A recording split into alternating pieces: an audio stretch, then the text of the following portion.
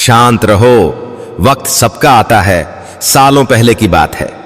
एक छोटे से गांव में रवि नाम का लड़का रहता था।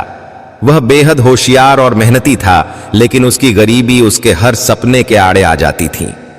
उसके पिता एक किसान थे जो दिन रात खेतों में मेहनत करते थे, लेकिन फसलें कभी अच्छी नहीं होती। घर की आर्थिक स्थिति इतनी खराब थी कि कई बार उन्हें भूखा सोना पड़ता था। रवि के दोस्त स्कूल जाते थे, लेकिन उसके पास किताबें खरीदने के पैसे नहीं थे। रवि को पढ़ाई का बहुत शौक था। जब उसके माता पिता ने उसे बताया कि वे उसकी पढ़ाई का खर्च नहीं उठा सकते, तो उसकी आंखों में आंसू आ गए। लेकिन उसने हार नहीं मानी। वह गांव के एक चाचा के खेतों में काम करने लगा और बदले में उनसे किताबें उधार लेने लगा। रात में लालटेन की रोशनी में पढ़ाई करता थी और दिन में खेतों में काम करता। उसके दोस्त उसका मजाक उड़ाते, लेकिन वह बस मुस्कुराकर कहता, शांत रहो, वक्त सबका आता है।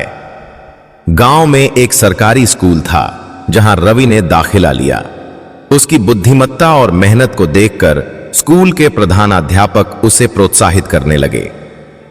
एक दिन स्कूल में एक विज्ञान प्रतियोगिता हुई जिसमें रवि ने पहला स्थान प्राप्त किया। यह खबर पूरे गांव में फैल गई। पहली बार उसके माता पिता को गर्व महसूस हुआ। लेकिन यह सफर इतना आसान नहीं था। रवि ने हाई स्कूल की परीक्षा अच्छे अंकों से पास की, लेकिन आगे की पढ़ाई के लिए उसके पास पैसे नहीं थे। निराश होकर उसने गांव छोड़ने का फैसला किया और शहर में नौकरी की तलाश में चला गया। वहां उसे एक होटल में बर्तन धोने का काम मिला। वह दिन में काम करता और रात में पढ़ाई करता। कई बार थकान से उसकी आंखें बंद हो जाती, लेकिन उसकी जिद ने उसे रुकने नहीं दिया।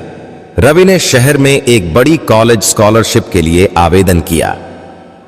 परीक्षा कठिन थी, लेकिन उसने जी जान लगाकर तैयारी की। जब रिजल्ट आया तो उसने पूरे राज्य में टॉप किया। उसे फ्री में इंजीनियरिंग कॉलेज में दाखिला मिला। यह उसकी जिंदगी का सबसे बड़ा मोड़ था। कॉलेज में भी उसने कड़ी मेहनत की।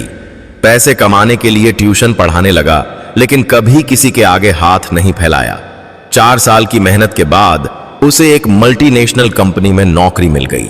जो लड़का कभी बर्तन धोता था, वह अब एक इंजीनियर बन चुका था। जब रवि पहली बार अपनी कंपनी की बड़ी इमारत के अंदर गया, तो उसकी आंखों में आंसू थे। वह जानता था कि यह सफर आसान नहीं था, लेकिन उसने कभी हार नहीं मानी। वह अपने माता पिता को शहर ले आया, उनके लिए एक नया घर खरीदा और गांव जाकर उन लोगों की मदद करने लगा जो कभी उसका मजाक उड़ाते थे। एक दिन जब किसी ने उससे पूछा, तुमने यह सब कैसे किया, तो वह मुस्कुराया और सिर्फ एक ही बात कही, शांत रहो, वक्त सबका आता है।